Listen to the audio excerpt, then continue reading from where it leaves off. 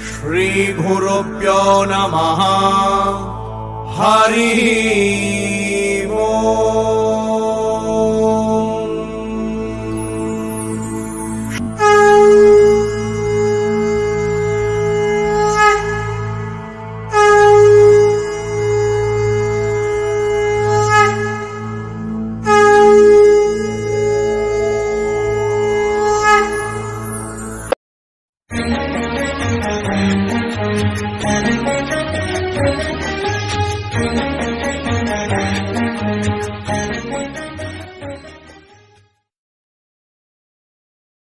అత్యంత పాతకాలంలో కొన్ని వేల సంవత్సరాల క్రితం మహారాష్ట్ర అని పేరు కలిగిన దేశంలో ఓ బ్రాహ్మడున్నాడు.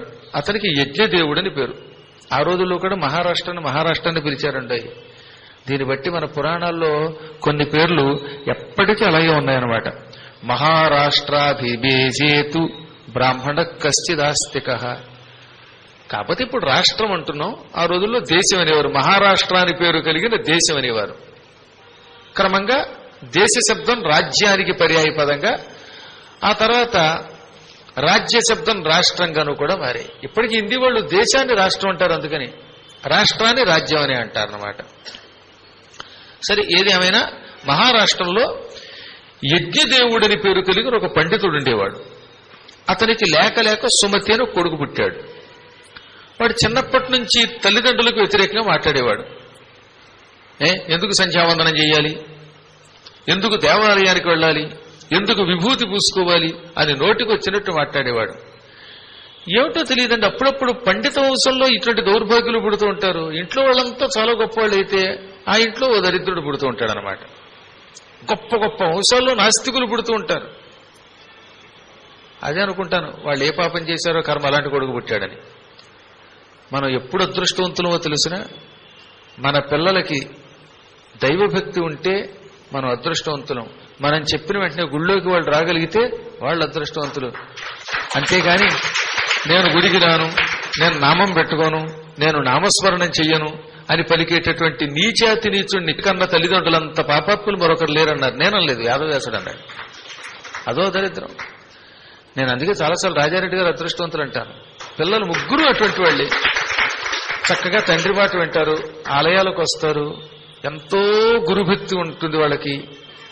ఈ ఊళ్ళో ఉన్న ఇంకో దేశానికి వెళ్ళినా, డాలస్ వెళ్ళినా పిల్లలు అలాగే ఉంటున్నారు. అదొక గొప్ప సంస్కారం, అదొక అదృష్టం. తల్లిదండ్రులు ఎంతో పుణ్యాత్ములైతేనే ఇలాంటి పిల్లలు పుడతారన్నమాట. తల్లిదండ్రుల పుణ్యం పిల్లల రూపంలో వస్తుందంటారు. ఇదో కొంతమంది పాపాత్ములు ఎంత బాధ పెడుతూ ఉంటారండి తల్లిదండ్రుల్ని. నాకు పునర్జన్మ లేకుండా చెయ్యి అనలేదు మన వాళ్ళు. ఏ జన్మెత్తినా భగవన్నామస్మరణం చేసే జన్మనియ్యి అన్నారు మన వాళ్ళు. శంకరస్య చరితా కథామృతం చంద్రశేఖర గుణానుకీర్తనం నీలకంఠవర పాదసేవనం సంభవతు మమ జన్మ జన్మని. నేను ఎన్ని జన్మలు ఇచ్చినా పర్వాలేదు, కానీ ప్రతి జన్మలో ఇవి కావాలి నాకు. ఏం కావాలట? శంకరస్య చరితా కథామృతం. శంకరుని యొక్క కథలు, ఆయన లీలలు అవిప్పుడు వినాలి. ఏ మహానుభావుడు నిరంతరం శివుడి కథలు చెబుతూ ఉంటే ఆ శివుడి కథలనే అమృతం చెవుల్లో పోసుకోవాలి. అంటే నిత్యం పురాణం వినేటటువంటి, శివ కథలు వినేటటువంటి జన్మ నాకు కావాలి. ఆయన గుణములను వర్ణించాలి. శివ, నువ్వు ఫలానా వాడిని అనుగ్రహించావు, ఈశ్వర నువ్వు ఈ భక్తుడిని అనుగ్రహించావు అంటూ ఆ ఈశ్వరుడి గుణముల యొక్క వర్ణనము చెయ్యాలి. ఆయన పాదాలని సేవించాలి. అలాంటి జన్మ ఎన్ని జన్మలెత్తినా కావాలి నాకు. అంతేగాని నేను మోక్షం అడగనన్నాడు ఆయన. ఈశ్వరుణ్ణి శంకరుడు ఇలా కోరాడు. శంకరాచార్యుల వారి కోరిక ఇది. మనం కూడా అలా కోరుకోవాలి. పరమాత్మ నాకు పునర్జన్మ వద్దు అని కోరుకోవడం కంటే నేను ఏ జన్మెత్తినా పర్వాలేదు, కానీ ప్రతి జన్మలో నీ కథలు వినాలి, నిన్ను వర్ణించాలి, నీ దర్శనం చేసుకోవాలి, కాశీకి రావాలి, ఈ భాగ్యం ప్రసాదించమని కోరుకుందామండి. అది మన అదృష్టం. అంటే అందరం ముక్తికి వెళ్ళిపోతే ఇంక పురాణం చెప్పేవాడు అలాగా తక్కిన వాళ్ళంతా ఏమైపోతారు? కాబట్టి ఏ జన్మ ఎత్తినా పర్వాలేదు, ఆ జన్మలో మాత్రం భగవత్ సేవ చెయ్యాలి, భగవత్ కథ వర్ణించాలి, భగవంతుడి వర్ణన చెయ్యాలి, ఆయన్ని పట్టుకోవాలి, వేళ తప్పకుండా కర్మకాండలు చెయ్యాలి. అటువంటి ఉత్తమ జన్మ కావాలి. అందుకే కృష్ణ పరమాత్ముడు ఎన్ని అవతారాలు ఎత్తాడు. హాయిగా వైకుంఠంలో అయినా కూర్చోవచ్చు. అయినా మత్స్య అవతారం ఎత్తాడు, కూర్మ అవతారం ఎత్తాడు, వరాహ అవతారం ఎత్తాడు, నరసింహుడయ్యాడు, వామనుడయ్యాడు, పరశురాముడయ్యాడు, రాముడయ్యాడు, కృష్ణుడయ్యాడు, బుద్ధుడయ్యాడు, కలికి అవుతున్నాడు, ఇంకా ఎన్నెన్నో అవతారాలు ఎత్తుతూనే ఉన్నాడు ఆయన. అది మన యోగం అంటే. ఆ పరమాత్ముడిలాగే మనం కూడా పుడదాం అవసరమైతే. ఆయన మోక్షం ఇస్తే వేరే విషయం. కానీ మనగ్గా మనం నాకు కేవలం ముక్తే కావాలని కోరకండి, ఉత్తమ జన్మ కావాలి. ఆ జన్మలో పరమ పవిత్రంగా నీ గుణగానం చెయ్యాలి, నిన్ను వర్ణించాలి, అది నాకు ప్రసాదించమని కోరాలట. అది జ్ఞాన లక్షణం అన్నట. కాబట్టి ఎప్పుడు కూడా ఏమని కోరుతారు మీరు కూడా? నీ గుణగానం చెయ్యాలి, నిన్ను వర్ణించాలి, నేనేమైనా పర్వాలేదు, నిన్ను మాత్రం విడిచిపెట్టకూడదు. అలా కోరటం కంటే గొప్ప జ్ఞానమేమున్నది? నీ గుణగానము, నీ పద ధ్యానము, అమృతపానము రాధేశ్యాం. ఇది గొప్ప పాట అంటే. నీ గుణగానము, నీ పద ధ్యానము, అమృతపానము రాధేశ్యాం, హే రాధేశ్యాం. నీలాద్రి శిఖరాన నెలకొనియున్నా, నీలాద్రి శిఖరాన నెలకొనియున్నా, నీ నగుమోము అందము కన్నా, ఏ అందమైనా వెగటేనౌనా, ఏ అందమైనా వెగటేనౌనా, జగదేక మోహన సుందరాకారా. నీ గుణగానము, నీ పద ధ్యానము, అమృతపానము రాధేశ్యాం, హే రాధేశ్యాం. ఏ ఇతి బాధ ఎదురైన గాని, మోహ వికారము మూసిన గాని, ఏ ఇతి బాధ ఎదురైన గాని, మోహ వికారము మూసిన గాని, నీ పాద సేవ విడనీయకౌనా, నీ పాద సేవ విడనీయకౌనా, శరణగతావన హే జగన్నాథ.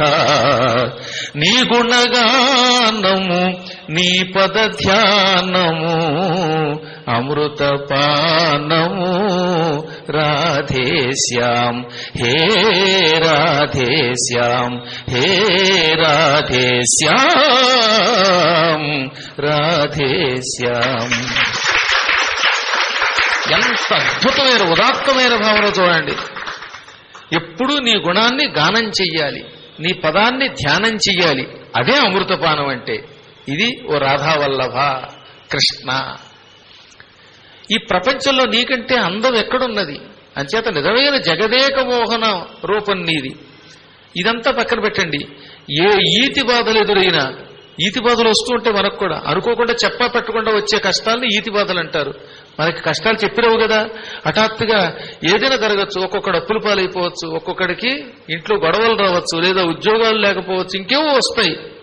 ఏ బాధ ఎదురైనా, నా మీద ఎన్ని మోహములు వచ్చి నన్ను పట్టుకున్నా, వ్యామోహాలు నన్ను చుట్టుముట్టినా, నీ పాదసేవ నుంచి మాత్రం నన్ను దూరం చెయ్యొద్దు. నేనెప్పుడు నీ పాదాలు పట్టుకుని ఇలా చెయ్యి. కష్టం వచ్చినా, నష్టం వచ్చినా, ఇంట్లో తగాదాలు వచ్చినా, సర్వనాశనం అయిపోయినా పర్వాలేదు గాని నీ పాదసేవకి నన్ను దూరం చెయ్యొద్దు బాబోయ్ అన్నాడండి ఆయన. నీ పాదసేవ విడనీయకన్నా. ఎందువల్ల? శరణాగతావన హే జగన్నాథ.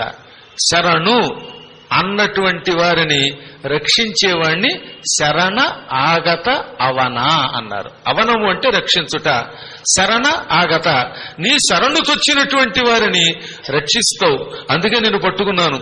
ఎట్టి పరిస్థితులలోనూ చివరికి ప్రాణం పోతున్నప్పుడు కూడా నీ పాదసేవ నుంచి నన్ను దూరం చెయ్యొద్దని భక్తులు కోరుకోవాలి. ఆ స్థాయిలో ఉండాలి మన భక్తి అంటే.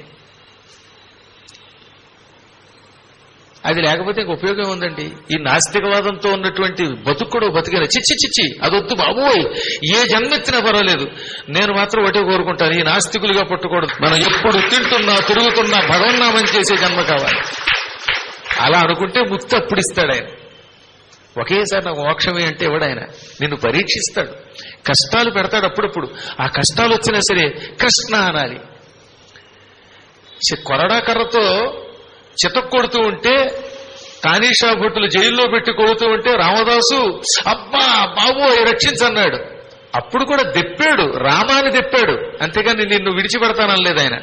సీతమ్మకు జయిస్తే చింతాగా పథకమ్ము, ఆ పథకమునకు పట్టే 10,000 వరహాలు రామచంద్ర.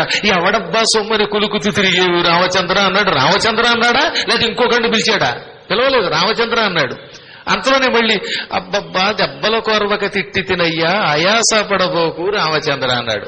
సావు దెబ్బలు కొడుతుంటే తట్టుకోలేక తిట్టాను ఏమనుకోకన్నాడు. అప్పుడు దిగొచ్చాడు రాముడు. తిడితే గాని ఆయన రాడు వచ్చిన దెబ్బలు. ఎవడబ్బా సొమ్మరి కులుకుతూ తిరిగేవు అన్నప్పుడు వచ్చాడు గాని రామా రామా అంటే రాలేదు. కాబట్టి కోపంతో తిట్టినా రామా అనాలి, ఏ విధంగా రామా అనాలి, దెప్పినా రామా అనాలి. ఆ స్థితికి వెళ్ళాలి. నిజంగా రామస్వరూపు గారని భద్రాచలంలో ఒక ఆయన ఉన్నారండి, మహానుభావులు. దేవస్థానంలో అర్చకులుగా పనిచేస్తూ ఉంటారు. ఆయన చూస్తే నాకు ఇదే భావన కలుగుతాయి. ఆయన ఎప్పుడు రామ అంటూనే ఉంటారు. ఆయన గురువు గారు మీరు వస్తే మీకు దర్శనం చేస్తాను రండి అంటూ ఉంటారు ఆయన. అలాంటి వాళ్ళు ఇంకా ఉన్నారా? మహానుభావులు ఉన్నారు కాబట్టే మనం ఇంకా బతుకుతున్నాం. నిజంగా భద్రాచలం పెడితే గురువు గారు చెప్పారని మీ గురించారని ఆ రామస్వరూపు గారిని ఒకసారి దర్శనం చేసుకురండి. అటువంటి పుణ్యాత్ములు చూస్తే కూడా మనకి పాపాలు పోతాయి. ఎప్పుడు రామ అంటూనే ఉంటాడు ఆయన. రామనామస్మరణం తప్ప మరొకటి లేదు. నిత్యం రామనామస్మరణం చేసి అలాంటి మహానుభావులు ముఖం చూస్తే పాపాలు పోక ఏమవుతాయి? ఎందుకు చెప్తానంటే నేను, మనకి ఒకే ఒక అదృష్టం పట్టింది, మన ఇంట్లో పుణ్యాత్ములు పుట్టారు అనుకోండి. ఈ కథ అంతా సుమతి కథ కోసం చెబుతాను. యజ్ఞదేవుడు ఎంతో గొప్పవాడే.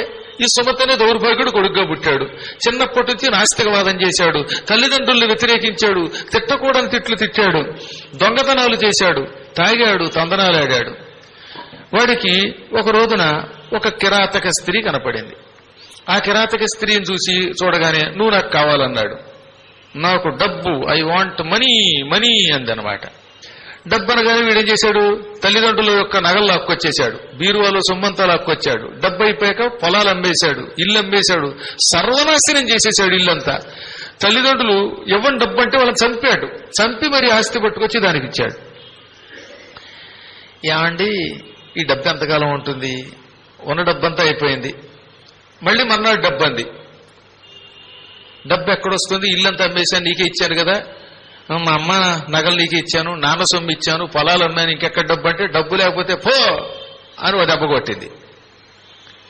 కాబట్టి ఇంట్లో వాళ్ళు దగ్గరికి రానిచ్చినట్టుగా డబ్బు లేనప్పుడు ఎప్పుడు ఈ నీచ స్త్రీలు వేశ్యలు రానివారు. భార్య అయితే నువ్వేం అన్నం పెట్టినా పెట్టకపోయినా, ఎన్ని తిట్టినా రానాయనా ఇంత అన్నం పెడుతుంది. అందుకని భార్య విలువ అప్పుడు తెలిసి వస్తుంది ఎవరికైనా. ఈ దుర్మార్గుడికి చిన్నప్పుడే పెళ్ళేది ఇట్లండి. పెళ్ళాం నగలు కూడా అమ్మేశాడు వీడు దుర్మార్గుడు. పాపం ఆ రోజుల్లో భార్యలు అన్నీ ఇచ్చి అంత బాధపడ్డారు పాపం. మనకి చింతామణి నాటకంలో చెబుతాడే, విడిచితి భార్యను పాత చెప్పుగా అన్నాడు. పాత చెప్పు వదిలేసినట్టు వదిలేశాను మా ఆవిడని అన్నాడు పాపం. నీ నిమిత్తమై విడువనే ప్రాణమైన నిను వీడు అవస్థ తటస్థమైనచు అన్నాడు. వీడు దుంపదేగా. నాకు అది చదివినప్పుడల్లా ఆశ్చర్యం అనిపిస్తుంది అనమాట. నీకోసం ప్రాణమైనా విడిచిపెడతాను. ఎందుకని? నిన్ను విడిచిపెట్టే అవస్థ నాకు తటస్థమైతే, నువ్వు లేకపోతే ప్రాణమైనా విడిచిపెడతాను కానీ నిన్ను మాత్రం విడిచిపెట్టన్నాడు చింతామణిని వాడు. చూచారా? వ్యామోహాలు అనిపిస్తుంది. వీడు అలాగా నువ్వు లేకపోతే ఉండలేనంటే ఐ వాంట్ మనీ అంది. ఇప్పుడు ఆ డబ్బు కోసం ఏం చేయాలి? దొంగతనాలు మొదలుపెట్టాడు. దొంగల గుంపులో చేరాడు. ఆ దొంగలతో కలిసి హత్యలు చేశాడు, మహాపాపాలు చేశాడు. ఒక రోజున ఒక అడవిలో దొంగల గుంపుతో కలిసి డబ్బు ఎక్కడ దొరుకుతుందా అని దోచుకోవడానికి ఎదురు చూస్తూ ఉంటే హఠాత్తుగా ఓ బ్రాహ్మడు అటుగా వస్తూ కనపడ్డాడు. ఆ బ్రాహ్మణోత్తముడు ఎన్నో పురాణాలు చెప్పాడు, ఎన్నో అవధానాలు చేసినట్టున్నాడు. ఆయనకి ఎవరో కంకణాలు వేశారు 2 చేతులకి. పూర్వం కాస్త పండితులకి కంకణాలు వేసేవారు. 2 చేతులకి కంకణాలు, కాళ్ళకి గండపెండేరాలతో వాయించే నగలతో పెడుతున్నట్ట. వీడు ఈ దుర్మార్గుడి సుమతి తక్కిన దొంగలతో వెళ్లి వాడిని దోచుకుంటే అందరికీ వాటా పెట్టాలని వాళ్ళు వదిలేసి రహస్యంగా వీడిని కలుసుకుని కత్తిలా చూపించి చేతుకున్న కంకణాలి అన్నట్ట. ఇవి ఇవ్వనండి, మహారాజు గారు మెచ్చుకుని నా పాండిత్యానికి ఇచ్చారంటే చంపేస్తాను, సావు కావాలా ధనం కావాలా అన్నట్ట. ఈ బ్రాహ్మడు కంగారు పడి ఏమండో ఎవరైనా వచ్చి రక్షించండో అన్నట్ట. వీడు అరిస్తే ఎవరినో వస్తారేమో అనుకుని కత్తితో కసాపిసా 2-3 పోట్లు పొడిచాడు. ఆ దెబ్బకి పాప ఆ బ్రాహ్మడు చచ్చిపోయాడు. ఆయననే ఎందుకు వచ్చింది, కంకణం ఇచ్చేసి బతకచ్చు కదా. ఈ బంగారం వ్యామోహంతో ఆయన గందరగోళం తెచ్చుకున్నాడు. ప్రాణం పోతున్నప్పుడు ఇచ్చేయాలండి. దిక్కుమాల గొలుసు కోసం మన పులిసే వదులుకుంటామా? అత్యావశ్యక స్థితిలో ఏదైనా వదిలి ప్రాణం రక్షించుకోవాలట. ఆయన కర్మయోగం అరిచాడు, అరవగానే వీడు పోటు పొడిచాడు. ఆ దెబ్బగా ఆయన చచ్చిపోయాడు. చావగానే చేతులకున్న కంకణాలు, కాళ్లకున్న గండపిండేరాలు, నడువుకున్న వడ్డాణాలు, సంచిలో ఉన్న బంగారం అన్నీ కొల్లగొట్టి వెళ్ళిపోయాడు. ఈ కిరాతక స్త్రీ దగ్గరికి వెళ్ళాడో లేదో వీడి శరీరం అంతా నల్లగా మారిపోయింది. బ్రహ్మహత్యా పాపం పట్టుకున్నది. పూర్వకాలం బ్రహ్మహత్యా పాపం వెంటనే అనుభవించేవారు. ఇప్పుడు క్రమంగా తీసుకుని చస్తారు. చచ్చాక అదొక బాధ అనుకోండి. కానీ పూర్వం వెంటనే అనుభవించేవారు. బ్రహ్మహత్య వీడు పట్టుకున్నది. ఆ హత్యాపాపం తట్టుకోలేకపోయాడు వీడి శరీరం కుళ్ళిపోయింది, దుర్వాసన వచ్చేసింది. అది రాగానే ఆ కిరాతక స్త్రీ డబ్బులు హక్కుని వీడిని మెడబెట్టు గంటింది. చిచ్చి, నీ ఒళ్లంతా దుర్వాసనే, నువ్వు నా దగ్గర ఉండడానికి వీలేదు పోంది. దాంతో వీడు ఏడ్చుకుంటూ నాన్న దగ్గరకు వచ్చాడు. నాన్న అనే లోపు ఈ బ్రహ్మహత్యా పాపం ఒక భయంకర పిశాచ రూపంలో వీడిని పట్టుకుని వీపేద పెడీలు మరి కొట్టిందిట. పెసరట్టు మాడినట్టుగా వీపు మాడిపోయింది. అప్పుడప్పుడు పిల్లలు చూడండి, అట్టు మాడిపోతుంది వీపు మీద దోసేస్తామంటమే అంటగానే వెయ్యం, కానీ ఇది నిజంగానే వేసింది. వీడు వీపు మాడింది. వీడు తండ్రి దగ్గరకు వచ్చి ఏడ్చేట. అప్పుడు ఈ తండ్రి యజ్ఞదత్తుడు బయటకు వచ్చి, ఎవరు నువ్వు అన్నట్ట. బ్రహ్మహత్యాపాప అని నేను. నీ కుమారుడు అడవిలో నుంచి వస్తున్న ఒక పండితుడిని సంహరించాడు. ఆ పండితుడు వేద పండితుడు, పైగా అటువంటి పుణ్యాత్ముడిని చంపటం వల్ల నేను వీడిని పట్టుకున్నాను అనగా, నా కొడుకు ఒక్కడేనండి, వాడిని విడిచిపెడితే ఏదన్నా ప్రాయశ్చిత్తం నేను చేస్తానంటే దీనికి ప్రాయశ్చిత్తం లేదు బ్రహ్మహత్యా పాపానికి, వీడి శిక్ష అనుభవించవలసిందే అని ఫడా పీకిందిట మళ్ళీ 4. దాంతో యజ్ఞదేవుడు వణికిపోయాడు. ఏం చేయాలో తెలియదు. సరే, ఆయన అదృష్టం బాగున్నది. ఆ సమయంలో పరమరుద్రస్వరూపుడు దుర్వాసముని అక్కడికి వచ్చాడు. యజ్ఞదేవుడు ఎంతో పూర్వం చేసిన యజ్ఞాలు, తర్వాత శివనామస్మరణం, శివరాత్రికి ఉపవాసం ఉండడం, జాగరణం చేయటం, శివరాత్రికి అభిషేకాలు చేయటం వల్ల ఆయనకి చాలా పుణ్యం ఉన్నది. ఆ పుణ్య ప్రభావంతో అక్కడికి దుర్వాస మహర్షి వచ్చాడు. ఆయన చూడగానే ఈయన వెళ్లి కాళ్ళ మీద పడి, నాకు ఒక్కడే కొడుకండి, పరమ దుర్మార్గుడు వీడు కాదనను, కానీ బ్రహ్మహత్యా పాపంతో వీడు పీడింపబడుతూ ఉంటే తట్టుకోలేకపోతాను, వీడిని రక్షించండి బాబోయని కాళ్ళు పట్టుకున్నట్ట. అప్పుడు ఆయన అన్నాడు దుర్వాసుడు, యజ్ఞదేవ కృతం పాపం అతి క్రూరం సుతేనతే నాస్య పాపస్య శాంతి స్యాత్ ప్రాయశ్చిత్తాయుతైరపి. యజ్ఞదేవ, నీ కొడుకు చేసిన పాపం సామాన్య పాపం కాదు. ఈ పాపానికి ప్రాయశ్చిత్తం నేను కూడా చెప్పలేను. 10,000 యజ్ఞములు చేసినా పోనంత మహాపాపం చేశాడు వీడు. పాపం ఒక పండితుడు బతిమాలుతూ ఉంటే వినిపించుకోకుండా బంగారం మీద ఆశతో కత్తితో పొడి చంపాడు. అంతఃపూర్వం కళ్ళు తాగాడు, తిరగకూడని స్త్రీలతో తిరిగాడు, భార్యని చంపాడు, ఇదో తల్లిదండ్రులు మిమ్మల్ని పీడించాడు, ఆస్తంతా నాశనం చేశాడు, యజ్ఞోపేతం తీసి పక్కన పెట్టేశాడు, సంధ్యావందనం విడిచిపెట్టాడు. 1-2 చెప్పడానికి వీడు చేసిన పాపాలు. వీడు చేసిన పాపములు సముద్రంలో కెరటాల్లాగా కనపడుతూనే ఉన్నాయట. సముద్రంలో కెరటాలు ఎప్పుడు వస్తూ పోతూనే ఉంటాయి, అవి ఆగవు కదా. అన్ని పాపాలు వీడి ఏకంగా. కెరటాలు లెక్క పెట్టగలమా? వీడి పాపాలు లెక్క పెట్టలేం. నేను అన్నానులేండి, ఒకప్పుడు ఒక శతకంలో సప్తశతులు సత్యసాయి సప్తశతిలో 1-2 చెప్పగా ఒకటొకటిగా ఉదధిలోని ఊర్ములు ఓలన్ అన్నాను. ఈ మానవుల పాపాలు 1-2 కాదు, సముద్రంలో కెరటాల్లో అలా వస్తూనే ఉంటాయి దిక్కుమాలిన పాపాలు. ఇన్ని పాపాలు పోగొట్టాలంటే ఎవడో ఒక సద్గురువుని ఆశ్రయించాలన్నాను. అందులో అలాగా ఈ దుర్మార్గుడి పాపాలు చాలా ఎక్కువగా ఉన్నాయనగానే మళ్లీ కాళ్ల మీద పడి యజ్ఞదేవుడు, నువ్వు సాక్షాత్తు శివుడివి, నీకు కూడా ప్రాయశ్చిత్తం దొరకలేదంటే ఇక మేము బ్రతకడం దండగా, నీ కాళ్ల మీద తల మోదుకునైనా చచ్చిపోతాను తప్ప నీ పాదాలు విడిచిపెట్టను. నువ్వే నా కొడుక్కి ఏదో ఒక ప్రాయశ్చిత్తం చెప్పు, వీడిని బాగు చెయ్యి అన్నాడు. వేద పండితుడివి, కైలాసానికి వెళ్ళగలిగిన వాడివి, అమ్మవారి మణిద్వీపానికి కూడా వెళ్ళగలిగిన వాడివి, నీవు తలుచుకుంటే ఆ మాత్రం నా కుమారుని ఉద్ధరించలేవా అన్నట్ట. ఎందుకంటే దుర్వాసుడు మణిద్వీపానికి ఎప్పుడు కావాలంటే అప్పుడు వెళ్ళగలడండోయ్.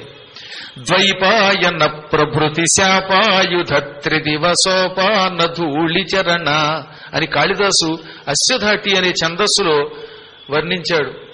అందులో ద్వైపాయన ప్రభృతి అంటే ద్వైపాయనుడు అంటే వేదవ్యాసుడు, శాపాయుధ అంటే ఈయనే, శాపాయుధుడు అంటే దుర్వాసుడు. వీళ్ళు డైరెక్ట్ గా అక్కడికి వెళ్ళగలరు. మణిద్వీపానికి దుర్వాసుడు ఎప్పుడు కావాలంటే అప్పుడు వెళ్ళగలరండి. అంత కోపిష్టైనా అప్పుడప్పుడు ఇబ్బందులు ఎదుర్కొంటున్నా, ఏది సుదర్శన చక్రం ఆయన తెగతిప్పినా అంబరీషోపాఖ్యానంలో ఆ మహానుభావుడికి గొప్ప శక్తి ఉన్నది. అందువల్ల ఆయన డైరెక్ట్ గా మణిద్వీపానికి వెళ్ళిపోతాట. కారణం ఏంటో తెలుసా? ఎంతటి వాడైనా సరే సంపూర్ణంగా గురుభక్తి కలిగితే, గురుకటాక్షం కలిగితే మాత్రం వాడు గ్యారంటీగా మణిద్వీపానికి వెడతాడు.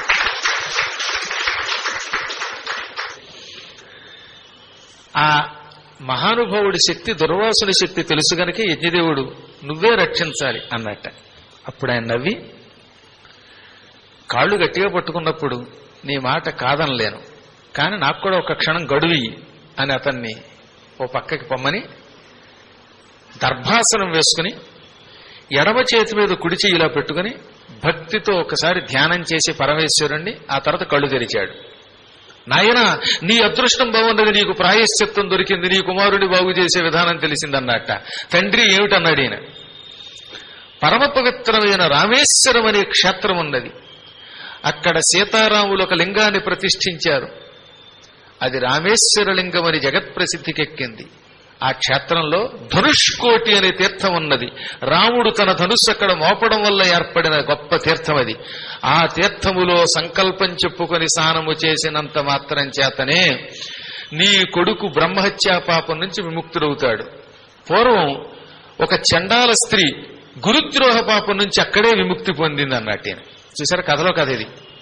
నక్క, కోతి, సింధుద్వీపుడు అనేటటువంటి వాడిని మాకు పాప ప్రాయశ్చిత్తం చేయమంటే ధనుష్కోటికి వెళ్ళాలి, సుమతి అనేవాడు అక్కడే స్నానం చేసి పాప విముక్తుడు పొందాడు అని సింధుద్వీపుడు చెప్పాడు. ఇప్పుడు ఈ నక్కా కోతి ఎవరండి ఆ సుమతి అని అడిగారు. అప్పుడు ఆ సింధుద్వీపుడు ఈ సుమతి కథ చెప్పాడు. చెబుతూ ఇప్పుడు ఏమన్నాడు, పూర్వం ఒక చండాలిని పాప ప్రాయశ్చిత్తం చేసుకుందనగానే ఇప్పుడు మళ్ళీ యజ్ఞదేవుడు అడిగాడు, ఎవరండి ఆ చండాల స్త్రీ? ఆ కథ చెప్పిన తర్వాతే మా అబ్బాయిని అక్కడికి తీసుకెళ్దామన్నాడు. అయితే చెబుతున్నాను నేను, నేటికి 32,000 సంవత్సరాల క్రితం ఒకానొక స్త్రీ ఉండేది, ఒక రైతు బిడ్డ. ఆవిడికి చిన్నప్పటి నుంచి గొప్ప ఆధ్యాత్మిక జ్ఞానం కలిగింది, ఏదో పూర్వజన్మ సుకృతం వల్ల. అనుకోకుండా ఆ ఊళ్ళోకి చాతుర్మాస్య దీక్షకి ఒక యోగి వచ్చాడు. ఆ యోగీశ్వరుడు చాలా గొప్పవాడు. ఆ యోగీశ్వరుణ్ణి సేవించింది ఈమె. ఆ యోగీశ్వరుడు కూడా అవివాహితుడు. ఈమె నన్ను పెళ్లి చేసుకోమంటే పెళ్లి చేసుకున్నాడు. అతడు గురువు మరియు భర్త కూడా అయ్యాడు. ఒక రోజున ఆవిడ అడిగిందట, చాతుర్మాస్య కాలంలోనే అనుకోకుండానే మళ్ళీ ఇంకో సంవత్సరం చాతుర్మాస్యం వస్తుందిగా, ప్రతి సంవత్సరం చాతుర్మాస్యం వస్తుందిగా, చాతుర్మాస్య కాలంలో సేవించింది, ఇతన్ని వివాహం చేసుకున్నది. తదనంతరం ఒక రోజున, ఈ జన్మలోనే తరించాలంటే ఏమి చెయ్యాలి? మీరు నాకు గురువు నాథుడు కూడా కదా, ఇది అదృష్టం. గురువే భర్త అవడం, భర్తే గురువు అవడం అదృష్టం. అందువల్ల నన్ను తరింపజేయడానికి నాకు మంత్రోపదేశం చేయండి అనగా, అప్పుడు ఆయన, నీకు ఒక బీజం ఇస్తున్నాను, క్లీం అనే కామరాజ బీజం. ఈ బీజాన్ని జపిస్తే కోరిన కోరికలు తీరుతాయి. రోజు క్లీం క్లీం అని జపం చేస్తూ నాకు ఈ జన్మలోనే ముక్తి కావాలని కోరుకో అన్నట్ట. అలాగేనన్నది ఆమె. కొంతకాలానికి ఆవిడకు ఒక కూతురు పుట్టింది. కూతురు పుట్టాక క్రమంగా ఈ గురువు గారి మీద గౌరవం తగ్గిపోయింది, భర్త మీద గౌరవం తగ్గిపోయింది. ఈ వ్యామోహంలో పడిపోయింది. ఈ పుత్రికా వ్యామోహంలో పడి మంత్రజపం చేసేది, కానీ పూర్వం ఉన్నంత భక్తితో చేసేది కాదు. ఎట్టి పరిస్థితుల్లోనూ గురుద్రోహం చేయకూడదని శాస్త్రం. వాడు ఎవడైనా సరే, భర్త అయినా గురువే, లేక ఇంకోడైనా గురువే. ఎట్టి పరిస్థితుల్లో గురుద్రోహం చేయకూడదు. ఈవిడ మొదట్లో గురుద్రోహం చేయలేదు, కానీ పుత్రికా వ్యామోహంతో భర్తని పట్టించుకోలేదు, ఆ గురువు ఇచ్చిన మంత్రాన్ని పట్టించుకోలేదు. హఠాత్తుగా అప్పుడప్పుడు ఈ పిల్లకి కొన్ని కష్టాలు వస్తూ ఉండేవిట, రోగాలు వచ్చేవిట. వచ్చినప్పుడల్లా భర్త మీద ఎగిరేది, నువ్వు ఇచ్చిన దిక్కుమాలిన మంత్రం వల్లే నా కూతురు ఇలా అయిపోయింది అనేదిట. మంత్రానుష్ఠానం వల్ల ఎప్పుడూ కూడా కష్టాలు రావు. మంత్రానుష్ఠానం చెయ్యవలసినంత భక్తితో చేయకపోవడం వల్ల, లేక గురువులను అనుమానించటం వల్ల, అనుమానించకూడని వాళ్ళని తిట్టడం వల్ల మంత్రం ఇవ్వవలసిన ఫలితం ఇవ్వదు, అపఫలితం ఇస్తుంది. మంత్రం మీద నీకెంత భక్తి ఉన్నదో గురువు మీద కూడా అంతే భక్తి ఉండాలని మీరు హనుమత్ చరిత్రలో చదివారు కదా. హనుమత్ చరిత్రలో ధ్వజదత్తుడని ఒకడున్నాడు. వాడు గురువు గారిని సరిగ్గా పూజించక కేవలం మంత్రానుష్ఠానం చేసి భ్రష్టుడయ్యాడు. అదే గాలవుడనే కిరాతకుడు గురువు గారిని పూజించటం వల్ల తొందరగా హనుమత్ సాక్షాత్కారం పొందాడు. ఆ కథ ఇంటికి వెళ్ళాక గురువు గారు చెప్పిన సంపూర్ణ హనుమన్ మహిమలో వినండి, కిరాతకుడు యొక్క కథని, ధ్వజదత్తోపాఖ్యానం వినండి.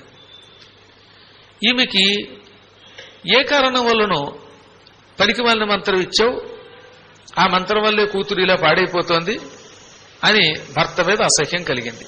ఆయన పైగా సామాన్యమైన వాడు, గురువు కూడా కదా, తిట్టేది. ఆయన పట్టించుకోలేదు. కొంతకాలం తర్వాత కోపం వచ్చింది. చీ దౌర్భాగ్యుడా, ఇక నీ ముఖం చూడను అని ఆ గురువు గారిని విడిచిపెట్టేసింది. అప్పటికి చెప్పాట ఆయన, నీకు 3 సార్లు అవకాశం ఇస్తున్నాను, ఈ 3 సార్లుల్లో ఏదో ఒకసారి మళ్లీ వచ్చి గురువుగారి పాదాలు పట్టుకుంటే నిన్ను తరింపజేస్తాను. ఆ తర్వాత నిన్ను తరింపజేయటం నా వల్ల కాదు, తల్లకిందులైన ప్రపంచం అంతా ఏకమైనా నిన్ను తరింపజేయలేదు అని మొదట నీకు 1 నెల గడువిస్తున్నాను. ఈ నెలలోపు నువ్వు మనస్సు మార్చుకొచ్చి మళ్లీ గురువు గారి దర్శనం చేసుకుంటే నిన్ను తరింపజేస్తానన్నాడు. నెల గడిచినా ఆవిడకి ఆ గురువు గారి మీద ద్వేషం పోలేదు. చీపు అంది. పాప ఆయన వెళ్ళిపోయాడు. 3 సార్లు అవకాశం ఇవ్వాలనుకున్నాడు కదా, అందుకని మొదటి నెల అయిపోయింది. తీర్థయాత్రలకు వెళ్ళాడు. మళ్లీ 2వ సంవత్సరం అక్కడికి వచ్చాడు. సుందరి, ఇప్పటికైనా మనస్సు మార్చుకో, మళ్లీ ఇంకో గడువు ఇస్తున్నానన్నాడు. ఈ 2వసారి కూడా చీపు అంది. అలాగే 2వసారి గడువు ఇచ్చినా గురువుని ఆశ్రయించలేదు. మళ్లీ ఈయన తీర్థయాత్రలకు వెళ్ళాడు. 3వ సంవత్సరం వచ్చాడు. వచ్చి 3వసారి నీకు ఇంకో మాసం గడువు ఇస్తున్నాను, ఈ మాసంలో అయినా నువ్వు మనస్సు మార్చుకుని గురుదేవ రక్షించు అంటే నేను నీకు మంత్రం సిద్ధించేలా చేసి నీ కూతుర్ని అనుగ్రహిస్తానంటే 3వసారి కూడా ఆవిడ చీపు అన్నది. ఆ పాపం వల్ల క్రమంగా వార్ధక్యంలో కృషించిపోయి కుష్ఠరోగం పొందిందిట. భయంకరమైన గురుద్రోహం వల్ల, గురు దర్శనానికి రాకపోవటం వల్ల, గురువు మీద అపారమైన ద్వేషం పెంచుకోవటం వల్ల ఆవిడికి కుష్ఠరోగం వచ్చింది. అందువల్ల గురుద్రోహం అయితే క్షయరోగం లేదా కుష్ఠరోగం ఇస్తాయి చివరి రోజుల్లో, లేదా మంచం మీద పడే దరిద్రపు యోగం ఇస్తాయి. మంచం మీద 5 సంవత్సరములు తీసుకు చచ్చిపోయింది. అప్పుడు ఆవిడ ఎంతో ప్రేమగా చూసిన కూతురు రక్షించలేదు, చుట్టుపక్కల వాళ్ళు ఎవరూ రక్షించలేదు. ఆవిడ పాపం ఆవిడే అనుభవించింది. మన పుణ్యమే చివరి రోజుల్లో మనల్ని కాపాడుతుంది, మన పాపమే చివరి రోజుల్లో మంచం మీద పడి చచ్చేలా చేస్తుంది. అందువల్ల బతికున్న రోజుల్లో మంచి పని చేస్తే సుఖంగా మరణిస్తామండి. అనాయాస మరణం రావాలంటే మంచి పనులు చేయమన్నారు. ఇది చెప్తున్నప్పుడు నిజమైన అనిపిస్తుంది, కానీ నిజంగా చెప్తున్నాను. నేను ఎంతో మందిని చూశాను. నేను మహానుభావుడు రామరాజు గారిని ఒక ఆయన ఉండేవాడు. ఎంతో మందికి ఎన్నో మంచి పనులు చేశాడు. సంధ్యావందనం చేసుకుని పొద్దుట కూర్చున్నవాడు కూర్చున్నట్టే దర్భల మీద కూర్చుని ప్రాణం విడిచిపెట్టాడు. 86వ ఏట, 86 years వచ్చాక సుఖంగా వెళ్ళిపోయాడు ఆయన. అలాంటి వాళ్ళని నేను చూశాను.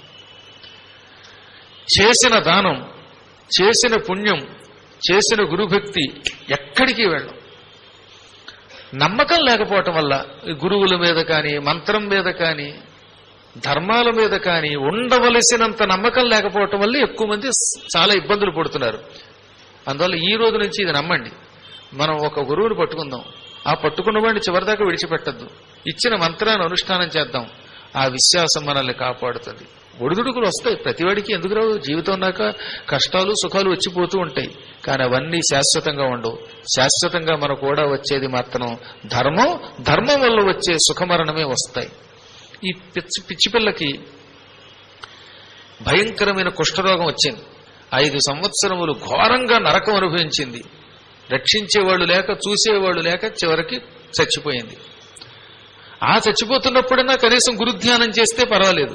అప్పుడు కూడా గురువు గారు గుర్తుకు రాలేదట. అందరూ నన్ను మోసం చేసేవాళ్లే, ఆ గురువు గారు కూడా నన్ను ద్రోహం చేసి పాడు చేశారు అనుకున్నది. సమే భర్త సమే గురువు అనుకున్నాను అని వాడిని తిట్టుకుంది. చచ్చిన తర్వాత భయంకరమైన నరకాల పాలయ్యింది. 24,000 సంవత్సరముల పాటు మలభక్షక నరంలో పడింది. ఆ నరకం నుంచి భూలోకానికి వచ్చింది, చండాల స్త్రీగా పుట్టింది.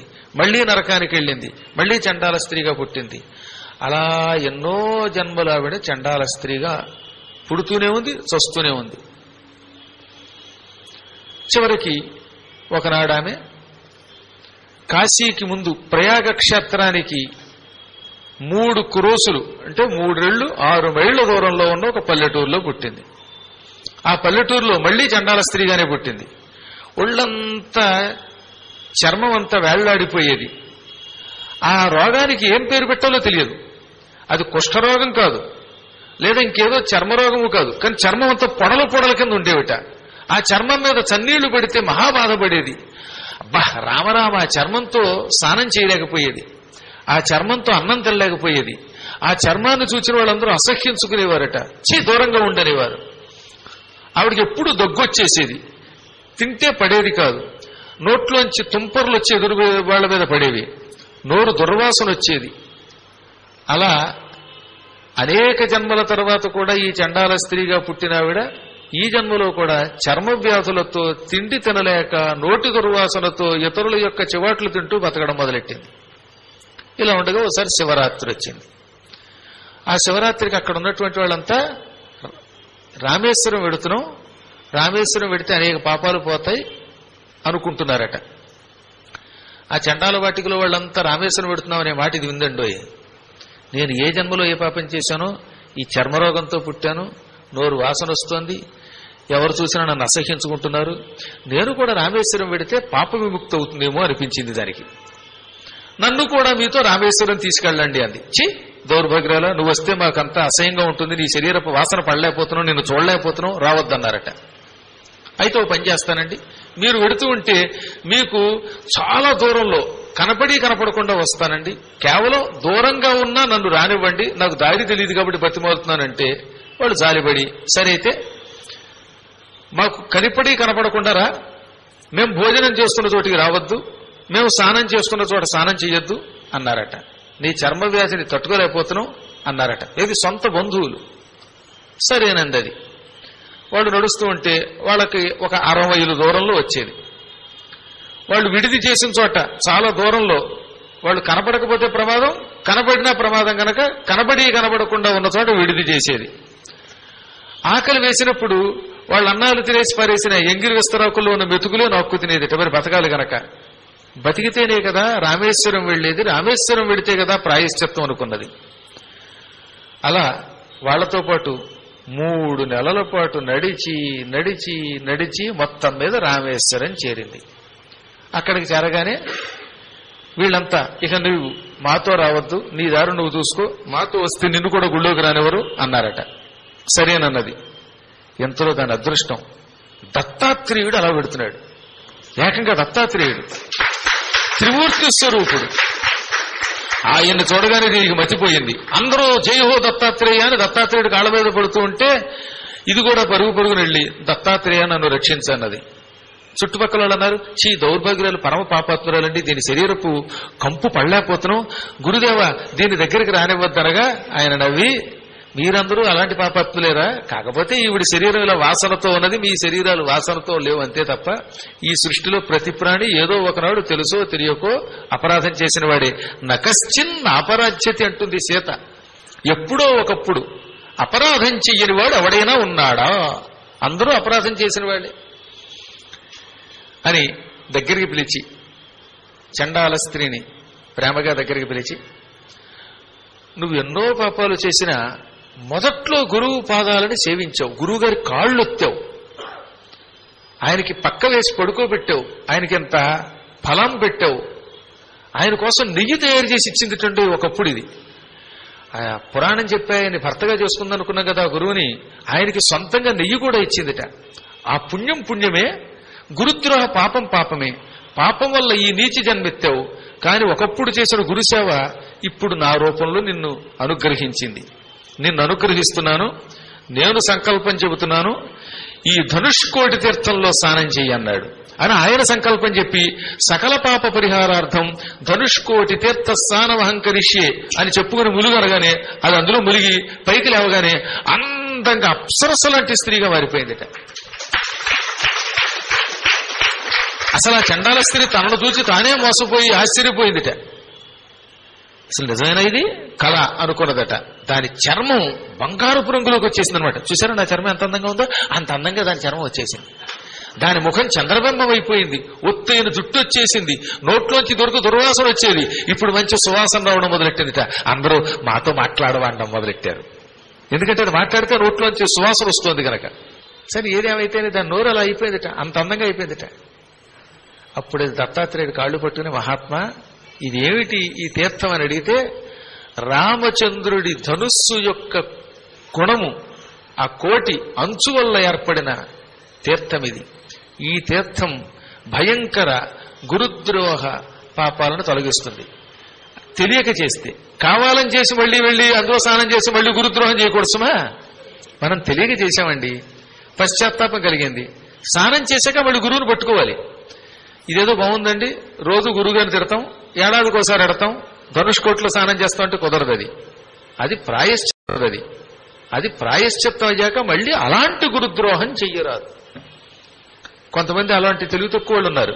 ఇదేదో బాగుంది, గురువు గారిని తిట్టేస్తే తిట్టేద్దాం, కర్రతో కొడితే కొడదాం, ఆయనకున్న పళ్ళు ఎత్తుకుపోదాం, అన్ని ఎత్తుకుపోయి ఆఖరిని ఎప్పుడో ఒకప్పుడు ధనుష్కోట్లో ములుగుదాం అనుకోకూడదు. ఒకసారి మనం తెలియక తప్పు చేశాం, తర్వాత పశ్చాత్తాపడి అందులో స్నానం చేశాక మాత్రం మళ్ళీ అలాంటి గురుద్రోహం చెయ్యరాదు. ఎందుకు చెప్తున్నానంటే, రేపు మీరంతా కూడా నాతో కూడా రామేశ్వరం వద్దాం అనుకుంటున్నారు. ఎలాగో వచ్చిన తర్వాత స్నానం చేయండి ఆ ధనుష్కోట్లో.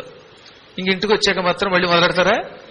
మొదలెట్టకుండా వందే గురు పదద్వందం అనుకోవాలి. ఏమనుకోవాలి చెప్పండి? వందే వందే వందే వందే అనకండి. ఎంతసేపు 100 రూపాయల మీద దృష్టి కాదు. వందే గురు పదద్వంద్వం అవాంగ్మానస గోచరం రక్తశుక్ల ప్రభామిశ్రం అతర్క్యం త్రైపురం మహః. ఇలా అనుకుంటే చాలు, ఇక మళ్ళీ అలాంటి పాపం చేయమన్నమాట మనం. ఈ కథని చెప్పి దత్తాత్రేయుడి యొక్క అనుగ్రహం వల్ల ధనుష్కోటిలో స్నానం చేసి చండాల స్త్రీ విముక్తురాలయ్యింది. ఆ తర్వాత చండాల స్త్రీ అందుట దత్తాత్రేయుడిని, నాకు ఈ మానవులతో సంబంధం వద్దండి, ఇప్పటికే విరక్తి కలిగింది, కంపుగొట్టుగా ఉన్నప్పుడు ఒక్కడు నన్ను దగ్గరికి రానివ్వలేదు, అసహ్యించుకున్నారు, ఇటువంటి మానవులతో సంపర్కం వల్ల మళ్ళీ నేను కూడా పూర్వపు పాపాలు చేస్తానేమో, శాశ్వతంగా నీ పాద సేవ చేసే భాగ్యం మనగా ఆయన తథాస్తు అని అనుగ్రహించాడు. ఆవిడ బతుకున్నంతకాలం దత్తాత్రేయుడిని సేవించి ఆయన అనుగ్రహంతో శాశ్వతంగా వైకుంఠానికి వెళ్ళిపోయింది. ఈ కథని దుర్వాసుడు సుమతికి యజ్ఞదేవుడికి చెప్పి, అటువంటి గురుద్రోహ పాపం చేసినటువంటి చండాల స్త్రీకే విముక్తి కలగజేసినది ఆ ధనుష్కోటి అంటే. కాబట్టి ఆ ధనుష్కోటిలో స్నానం చేస్తే ఎటువంటి వాడైనా పాపాత్ముడైనా విముక్తి పొందుతాడు. మీ సుమతిని వీళ్ళందులో ముంచండి అనగా, మేము అక్కడికి వెళ్ళలేమండి, మీరే తీసుకెళ్ళండి అన్నారట వాళ్ళు. అయితే దుర్వాసుడు అదృష్టం బాగుంది. ఎందుకనంటే ఆయన 8వ తారీఖు నాడు పురాణం అయ్యాక మళ్ళీ 9వ తారీఖు నాడు పురాణం ఒప్పుకోలేదు ఎక్కడ. అందువల్ల కాస్త ఖాళీ ఉంది. ఇప్పుడు గురువు గారు మీరే తీసుకెళ్ళండి అంటే ఆయన ఖాళీ ఉండద్దు. ఇప్పుడు 8వ తారీఖు ఇక్కడ పురాణం అవుతుంది, 9వ తారీఖు మళ్ళీ పురాణం, మళ్ళీ 10వ తారీఖు నాడు ఇంకో తోట కడతారు, 12వ తారీఖు నాడు నెల్లూరు ఎడతారు, మళ్ళీ 13వ తారీఖు నాడు ఏలూరు వస్తారు, 16వ తారీఖు నాడు బయలుదేరి మద్రాసు ఎడతారు, చెన్నై నుంచి మళ్ళీ సింగపూర్ ఎడతారు. ఇలా తిరుగుతున్నవాడు ఏమండో నన్ను ధనుష్కోట్లో ఉంచండి అంటే ధనుష్కోటి కాదు కింగుకోటి కూడా వెళ్ళలేడు, టైం లేదు కనుక. కాబట్టి కోటికి కూడా వెళ్లే అవకాశం లేనప్పుడు ఇక ధనుష్కోటి పెడతాడు వీడు, ముక్కోటికి తప్ప. కాబట్టి దుర్వాసుడు ఇలా నిత్యం పురాణాలు చెప్పడానికి తిరగడు, ఆయన స్వేచ్ఛగా తిరుగుతూ ఉంటాడు. ఆయన మహానుభావుడు. వెంటనే వీళ్ళని వెంట పెట్టుకుని ఈ సుమతిని యజ్ఞదేవుణ్ణి వెంట పెట్టుకుని రామేశ్వరం తీసుకుపోయాడు. అక్కడుంది యోగం ఈ సుమతికి, ఎక్కడో పూర్వజన్మ యోగం. కాలినడకన నిజంగా వాడున్న ప్రాంతం నుంచి రామేశ్వరం వెళ్లాలంటే ఎన్నాళ్లు పడుతుందండి బాబు. ఈలోపు ఈ బ్రహ్మహత్యా పాపం వీపంతా విమానమోత మోగిస్తోంది. కానీ ఆయన వాడు రెక్కుచ్చుకుని ఆకాశ మార్గంలో రివ్వుని తీసుకుపోయి ధనుష్కోడి దగ్గర దింపి సంకల్పం చెప్పి బుడుంగు నా మడుంగులో ముంచాడు.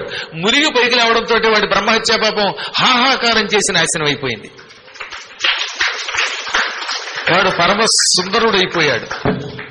దుర్వాసుడి యొక్క అనుగ్రహం పొంది ఆయన దగ్గర మంత్రోపదేశం పొంది యావజ్జీవితం జపం చేసి తరించాడు అని ఈ కథని సింధుద్వీపుడనే యోగి కోతికి నక్కకి చెప్పాడు. అది మర్చిపోకూడదు మనం. ఈ గందరగోళంలో వెనక్కి రాకపోతే ఇబ్బంది.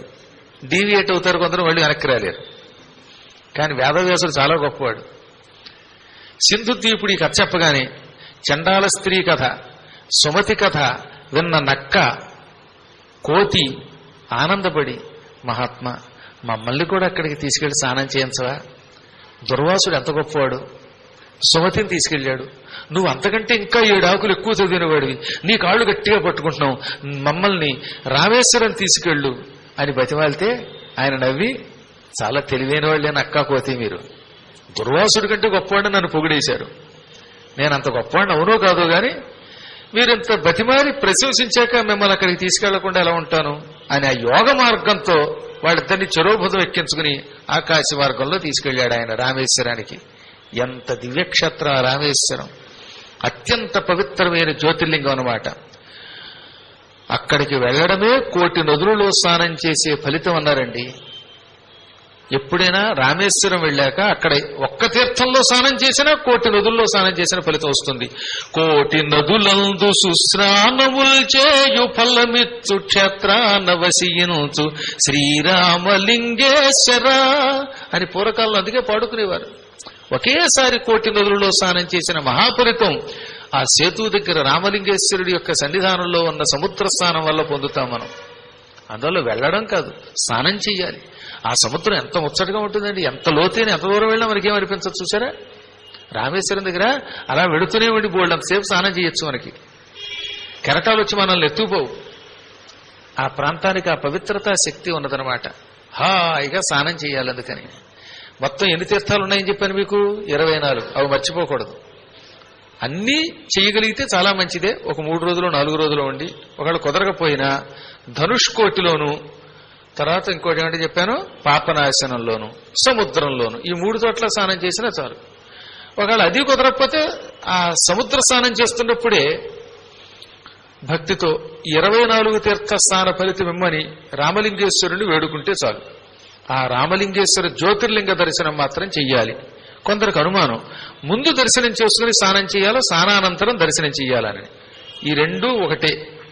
స్నానం చేసి స్వామి దర్శనం చేసుకున్నా ప్రయాణం అయ్యవగానే ఎక్కడికి వెళ్లి రామలింగేశ్వర దర్శనం చేసుకుని ఆ తర్వాత స్నానం చేసిన సమాన ఫలితాలే కానీ అందులో ఏ దోషము లేదు. మీ వీలును బట్టి చెయ్యండి. కానీ అవకాశం ఉంటే పగటిపూట పొద్దుటే లేచి ఈ స్నానాలు చేసి అప్పుడు చక్కని పొడి బట్టలు కట్టుకుని లోపలికి వెళ్ళి దర్శనం చేసుకోండి. అందులో పొద్దుటే స్ఫటికలింగం కూడా దర్శనం చేస్తారు కదా. రామలింగేశ్వర జ్యోతిర్లింగం ఉంది ఆ రామేశ్వరంలో, అక్కడ ఉదయం పూట అయితే స్ఫటికలింగం కూడా ఉంటుంది. అది కూడా దర్శనం చేసుకోవచ్చు. అదొక అదృష్టం మనకి. లోపల అనేకమైన బావులు ఉన్నాయి కదా, ఆ బావుల్లో నీళ్లు మన మీద పోస్తూ ఉంటే అవి పోయించేసుకోండి. ఆ తడి బట్టలతో లోపల తిప్పుతారు. ఆ బావుల్లో స్నానం చేసిన పుణ్యాత్తులు ఎవరన్నా ఉంటే చేయొద్దండి ఒకసారి. అయ్యి బాబు ఇంకేం చెప్పనండి, నేను నాకంటే కూడా పుణ్యాత్తులు వేరు. బావిలో పుణ్యం పొందిన వాళ్ళు గనక బావుల్లో స్నానం చేసి వచ్చారు, చాలా అదృష్టవంతులు. ఈసారైనా భవిష్యత్తులో అక్కడికి వెళ్ళి అందులో తప్పక స్నానం చెయ్యండి, చెయ్యని వాళ్ళు ఉంటే. ఇప్పుడు అక్కడికి తీసుకెళ్లాడు సింధుద్వీపుడు కోతిని నక్కని, సంకల్పం చెప్పాడు, అందులో బుడుంగును ఉంచాడు. ఉంచడంతో ఆ క్షణమే కోతి కాస్త విద్యానాథుడిగా, నక్క కాస్త దేవశర్మగా మారిపోయారు. ఇద్దరు వారి రూపాలు పూర్వజన్మ రూపాలు పొందారట. అనేక జన్మల మహాపాపాలన్నీ ధనుష్కోటిలో మునగ్గానే తొలగిపోయి యథారూపం పొందారు. వెంటనే ముందు సింధుద్వీపుడు కాళ్ళ మీద పడ్డారు. గురువు గారిని వెంటనే పట్టుకోవడం ఒక అదృష్టం. మాకు సంకల్పం చెప్పావు, మమ్మల్ని ఇక్కడికి తీసుకొచ్చావు, ఈ స్నానం చేయించావు, నీ అనుగ్రహం వల్ల కదా మహాపాపం నుంచి విముక్తులం అయ్యాం మేము. అందువల్ల కృతజ్ఞతగా ముందు మేము గురువు పాదాలే పట్టుకుంటున్నాం, ఆ తర్వాతే ఈశ్వరుడి దర్శనం చేసుకుంటాం అన్నారట వాళ్ళు. అది గొప్ప భక్తి అంటే. శివుడు ఎదురుగుండా కనబడ్డాడు, గురువుడు ఎదురుగుండా కనబడినా ముందు హరుడికి కాక గురుడికి నమస్కరించాలి. అందుకనే కబీర్దాస్ కూడా గురు గోవిందు దోవు ఖడే కాకేం లాగో పాయి బలిహారీ గురు ఆప్పునే గోవిందు దియో బతాయి అన్నాడు. గురువు గోవిందుడు ఎదురుగుండా నిలబడ్డారు. ఒకేసారి కనపడగానే ముందు ఎవరి కాళ్ళు పట్టుకోవాలనుకున్నట్టు ఆయన ఒక్క క్షణం ఆగి ముందు గోవిందుడి కాళ్ళు కాకుండా గురువు కాళ్లే పట్టుకున్నాడు. ఎందుకని? అసలు నాకు గోవింద అనే నామం ఇచ్చింది మా గురువు, గోవిందుడు ఇలా ఉంటాడని చెప్పింది గురువు. గురువు గారు చెప్పకపోతే గోవిందుడి గురించి నాకేం తెలుసు? కాబట్టి నేను గురువు గారి పాదాలే పట్టుకుంటాను. బలిహారీ గురు ఆప్పునే గోవింద దియో, గోవిందుడు ఇచ్చాడు, బతాయ్ చెప్పాడు, కాబట్టి గురువు గారి కాళ్ళు పట్టుకోవాలన్నాడు ఆయన. ఇదే శివపురాణం, ఇదే దేవీ భాగవతం కూడా చెబుతున్నాయి. ఏమని? శివే రుష్టే గురుస్త్రాత. శివుడు ఒక వ్యక్తి మీద కోపగించాట. ఎవడో ఒక మనిషి మీద శివుడికి కోపం వచ్చింది. సోలమెత్తి ఒక్క పోటు పొడి చంపుతానన్నట్ట. శివుడు అంతటి వాడు మిమ్మల్ని చంపడానికి వస్తే ఎవడు రక్షించగలండి? ఇంకెవడు రక్షించలేడుగా. కానీ శివుడు ఒక వరం ఇచ్చాడు, గురుస్త్రాత. ఒరేయ్, నేను గనక ఎవరినైనా చంపాలనుకుంటే మిమ్మల్ని రక్షించే శక్తి ఒక గురువుకి ఇచ్చాను, మీరు వెళ్ళి మీ గురువు కాళ్ళు పట్టుకోండి. అప్పుడు ఆ గురువు గారు, శివ ఇతడు నా భక్తుడు, నా శిష్యుడు, చంపొద్దంటే గురువు గారి రికమెండేషన్తో చంపడం మానేస్తానన్నట్ట. అందుకని శివుడు అంతటి వాడి కోపం నుంచి రక్షించే శక్తి గురువుకే ఉంది. గురువు రుష్టే శివో నచ. ఒకవేళ గురువు గారి కోపం వస్తే అప్పుడు శివుడి కాళ్ళు పట్టుకుంటే శివుడిని రక్షించనన్నాడు. నీ గురువు నిన్ను శపించాలనుకుంటే, నీ మీద కోపగిస్తే మళ్ళీ నీ గురువు కాళ్లే పట్టుకోవాలి, కానీ మేము త్రిమూర్తులం కూడా వాడిని రక్షించాం. ఇది మేము త్రిమూర్తులం చేస్తున్న శాసనం, కాబట్టి ఎప్పటికైనా గురువు ద్వారా తరించవలసిందే అని ఇన్ని పురాణాల్లో చెప్పారు. అందుకని ముందు హరుడి దర్శనానికి కాకుండా గురుడి దర్శనం చేసుకున్నారు. గురుదేవా, నీ అనుగ్రహం వల్ల మా రూపం మాకు వచ్చింది. ఇప్పుడు ఈ రామేశ్వరుని ఎలా దర్శించుకోవాలో, పునర్జన్మ నుంచి ఎలా విముక్తి పొందాలో ఈ వివరం చెప్పండి అనగా ఆయన దగ్గరుండి లోపలికి తీసుకెళ్లి శివనామస్మరణం చేయించాడు. యమధర్మరాజకృత శివకేశవ అష్టోత్తర శతనామాలు ఉన్నాయి. మీరందరూ శ్రీకాంతాయ నమః, శ్రీకంఠాయ నమః ఈ 108 నామాలు చదువుతున్నారు. కాశీలో కూడా ఆలయంలో అలా శిలాఫలకం మీద మహానుభావుడు శివప్రసాద్ గారు వేయించారు. చెన్నై నుంచి ఉన్నటువంటి భక్తులు ఆ నామాలు చదివారు చాలా మంది. అవునా? ఈ నామాలని రామేశ్వరంలో చదువుకుంటే చాలా మంచిది. కాశీ అంతా రామేశ్వరం కూడా అటువంటిదే కదా, ఇవన్నీ జ్యోతిర్లింగాలే కదా. కాశీలో చదివినట్టే రామేశ్వరం వెళ్ళినప్పుడు కూడా యమధర్మరాజు గారు స్వయంగా రచించినటువంటి శివకేశవాష్టోత్తర శతనామములను పఠించారంటే అటువంటి వాళ్ళకి కాశీలో మరణించే యోగం కలుగుతుంది. అప్పుడు వాడు నరకానికి వెళ్ళడం ముక్తి పొందుతాడు. అందుకని ఈ నామాలు సింధుద్వీపుడు చెప్పగా ఈ కోతి నక్కలు అసలు రూపం ధరించినటువంటి దేవనాథుడు దేవశర్మ విద్యానాథులు చదవడం మొదలెట్టారు. అక్కడ చదివారు, దర్శనాలు చేసుకున్నారు. ఆయనతో పాటు కొంతకాలం పాటు హిమాలయ పర్వతాలకు వెళ్లారు, తపస్సు చేశారు, శాశ్వతంగా కైలాసం పొందారు.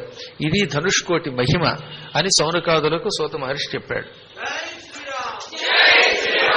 అనంతరం ఇప్పుడు మరొక తీర్థ మహిమ చెబుతున్నాను వినండి. గాయత్రి సరస్వతి తీర్థాలు అక్కడున్నాయి. గాయత్రి సరస్వతి కుండాలు మీరు ప్రారంభంలో ఉన్న 24 తీర్థాల్లో అవి కూడా ఉన్నాయి. ఒకప్పుడు సరస్వతి, గాయత్రి బ్రహ్మదేవుడి ఆజ్ఞతో అక్కడికి వచ్చి 2 కుండాలు ఏర్పాటు చేసి అందులో స్నానం చేసి గాయత్రి పేరు మీదుగా గాయత్రి తీర్థం అని, సరస్వతి పేరు మీదుగా సరస్వతి తీర్థం అని పేరు పెట్టారు. 2 కలిసే ఉంటాయి, పక్కపక్కనే ఉంటాయి. ఆ తీర్థ మహిమ ఇప్పుడు చెబుతున్నాను వినండి. పూర్వం ఒకప్పుడు పరీక్షిత్ అనే మహారాజు గారు అభిమన్యుని కుమారుడు వేటకెళ్ళాడు. ఈ కథ మీరంతా భాగవతంలో విన్నారు కదా. అక్కడ ఆయనకి దాహం వేసింది. శమీక మహర్షి ఆశ్రమానికి వెళ్ళాడు. శమీకుడు తపస్సులో ఉంటే మంచినీళ్ళు ఇమ్మని అడిగాడు. ఆయన కళ్ళు విప్పలేదు. దానితో కోపం వచ్చింది. కన్నులు మూసి బ్రాహ్మణుడు గర్వముతోడు తనున్నవాడు. ఈ బ్రాహ్మడు ఎంత గర్వంతో ఉన్నాడు, కళ్ళు మూసుకుని తపస్సు చేస్తున్నట్టు నటిస్తున్నాడు. దాహంతో బాధపడుతూ వస్తే ఇలా చేతితో సైగ చేసి రమ్మని పిలవడు, మంచినీళ్ళు ఇవ్వడు. ఇలాంటి వాడికి తగిన ప్రాయశ్చిత్తం చెయ్యాలి, వీడికి శాస్తి చెయ్యాలని భావించి ఆ పక్కన ఎక్కడో చచ్చిపడిన పాము ఉంటే దాని ధనుస్సు యొక్క కోటితో వింటి యొక్క కొనతో ఎత్తి మెడలో వేసి వెళ్లిపోయి కౌశికీ నదిలో మంచినీళ్లు తాగి ఇంటికి వెళ్ళిపోయాడు. అప్పటికీ శమీకుడు కళ్ళు వెప్పలేదు. కానీ ఈ విషయం ఆడుకుంటున్న పిల్లల ద్వారా శృంగికి తెలిసింది. శమీకుడు కొడుకు శృంగి చాలా గొప్పవాడు. ఆయన కొంచెం తపశ్శక్తి కలిగిన వాడు, కాకపోతే కోపిష్టి. మనిషికి జ్ఞానం పెరిగే కొద్దీ కోపం తగ్గుతుందంటే, బాల్యంలో ఉన్న కోపం వార్ధక్యంలో జ్ఞానం వల్ల తగ్గుతుంది. కొంతమందికి ముసలితనం పెరిగిపోతుంది, ఇంకా తెక్క పెరిగిపోతున్నారు కూడా, అది వేరే విషయం. అందుకే ఆగ్రహంతో కొంతమంది నా మీద కూడా వేయమంటూ ఉంటారండి. ఎన్నిసార్లు చెప్పాలంటూ ఉంటాడు ఒక్కొక్కడు. క్షణికోద్రేకంలో ఎన్నిసార్లు చెప్పాలంటాడు, తర్వాత బాధపడతాడు. అందుకని కోపం చాలా ప్రమాదకరం. మనం ఎవరితో మాట్లాడుతామో చూసుకోవాలండి. అవతలివాడు నీకు గురువు, పౌరాణికుడు, మంత్రదాత, అటువంటి వాళ్ళతో మాట్లాడుతున్నప్పుడు చాలా జాగ్రత్తగా ఉండాలి. గురువు గారి మీద కోపం ఎంత ప్రమాదకరమైనదో సుందరకాండంలో హనుమంతుడు చెప్పాడు. క్రుద్ధో హన్యాత్ గురువునపి. ఇది సుందరకాండంలో హనుమంతుడు చెప్పిన మాట. కోపం వచ్చినప్పుడు గురువుల్ని కూడా చంపేస్తారట. కోపం అలాంటి పిచ్చి పని చేయిస్తుంది. అలా కోపంతో గురువులను చంపి గురువుల మీద ద్వేషం పెంచుకుని చివరికి సర్వనాశనమైన వాళ్ళు ఎంతో మంది ఉన్నారు. లంకను తగలబెట్టాక సీత కూడా కాలిపోయిందేమో అని బాధపడుతూ కోపం వల్ల ఎంత పాపం చేశాను అని హనుమంతుడు కోపాన్ని తిట్టుకుంటూ ఈ మాట అంటాడు, క్రుద్ధో హన్యాత్ గురువునపి. అదే భారతంలో చెప్పారు, క్రోధం మహాపాపం అని. అందులో ఎప్పుడూ కోపం మంచిది కాదు. అందులో పెద్దలతో మహాత్ములతో చాలా జాగ్రత్తగా మాట్లాడాలి. శృంగి తపశ్శక్తి కలిగి కూడా క్షణికోద్రేకంతో కోపంతో పళ్ళు పటపట్లాడించి వెంటనే కౌశికీ నదిలో ఆచమనం చేసి కాసి నీళ్లు చేతిలోకి తీసుకుని, ఏ దుర్మార్గుడు మా నాన్నగారి మెడలో చచ్చిన పాముని వేశాడో వాడు నేటికి 7వ రోజు రాత్రి చీకటి పడేలోపు సూర్యాస్తమయ సమయానికి హరిహరాదులడ్డమైనా చచ్చుగాక అని చెప్పించాడు. పైగా పోనా శాపంలో కూడా ఇంకెవడు ఎవడన్నా అడ్డం కొట్టచ్చు అని చెప్పలా, హరిహరాదులు అడ్డమైనా చచ్చుగాక అని చెప్పించగానే ఆ తర్వాత తండ్రి దగ్గరకు వచ్చి ఆ మెడలో ఉన్న పామును చూచి ఈ పాము బతుకుతుందేమో, మా నాన్నను చంపుతుందేమో అని ఏడవడం మొదలెట్టాట. ఇంత శాపమిచ్చే శక్తి కలిగిన వాడు పాముని మాత్రం ముట్టుకోవడానికి భయపడిపోయాడు. వాడికి పాము అంటే భయం, కొందరికి బొద్దింకలంటే భయం, కొందరికి బల్లి అంటే భయం. ఏది మిలిటరీలో పనిచేసిన ఒక ఆయన ఉండేవాడు ఉండే, 100 మంది శత్రువులను టపాటపా చంపగలడు. ఆయనకు గోడ మీద బల్లి అంటే భయం. అదేం కర్మం, అదొక యోగం ఒక్కొక్కడికి. కాబట్టి ప్రతివాడికి ఏదో భయం ఉంటుంది. ఎందుకు చెప్తానంటే, ఆ పాము మా నాన్న మెడలో ఉంది, ఆయన కళ్ళు వెప్పట్లేదు, ఆ పాము బతుకుతుందేమో లేక బతికే ఉందేమో, మా నాన్నని కాటేస్తుందేమో, ఎవరైనా రండి రక్షించండి అంటే ఈ ఏడుపులకి శమీకుడికి మెలకు వచ్చింది. అప్పుడు ఆయన తన మెడలో ఉన్న పామును చూసుకున్నాడు. తెల్లబోయి పామును తీసి అవతల పారేసి ఈ పాము ఎలా వచ్చిందన్నాడు కొడుకుతో. ఎవడో రాజుగారు వచ్చాడు, నీ మెడలో వేసేట, ఆ విషయం నాకు తెలిసింది, నేను చెప్పించేసేలే నాన్న అన్నట్ట. వాడు చచ్చిపోతాడు అనగానే అప్పుడు ఆయన కళ్ళు మూసుకుని ధ్యానం చేసి తర్వాత కళ్ళు తెరిచి, చి ఎంత పెద్ద పని చేసేవారా అన్నాడు. కొడుకుని పొగడలేదు ఆయన. నేను తన శత్రువుని శపిస్తే మా నాన్న ఆనందపడతాడేమో అని ఆయన అనుకున్నాడు. ఆయన ఆనందపడలేదు సరి కదా. ఎంత దౌర్భాగ్య పని చేసేవారా కుమార. ఆ వచ్చినవాడు ఎవడో తెలుసా? అభిమన్యుని కుమారుడు పరీక్షిత్తుడు, పరమధర్మాత్ముడు, విష్ణుభక్తుడు. ఆయన ఉండబట్టే ఇలా ధర్మం 4 పాదాల నడుస్తోంది. ఆయన చచ్చిపోతే కలిపురుషుడు ఆక్రమిస్తాడు. అప్పుడు దరిద్రులు, అయ్యప్పని తిట్టే నీచులు కూడా తయారవుతారు. సరే, ఏది ఏమైతేనే తండ్రి గారు ఏం కోపగించలేదు. నాయన నువ్వు చేసింది పాపం రా, పరీక్షిత్తు వల్ల ధర్మం నిలబడుతోందిరా, ఆ పరీక్షిత్తు మరణిస్తే అధర్మం పెరిగిపోతుంది, కలిపురుషుడు విజృంభిస్తాడు, ఎంత పని చేసావురా అని అక్కడ అద్భుతమైన మాట అన్నాడండి. నన్నయ్య గారు రాస్తారు తెలుగులో. ఈ పరీక్షిత్తుని శాపం పెట్టిన తర్వాత శమీకుడు శృంగిని మందలిస్తూ అన్న పద్యం అన్నమాట అది. క్రోధమ తపమును జర్రచును, క్రోధమ అణిమాదులైన గుణముల బాపు, క్రోధమ సకలంబునకు బాధియగు, క్రోధిగా తపస్సుకి జల్నే.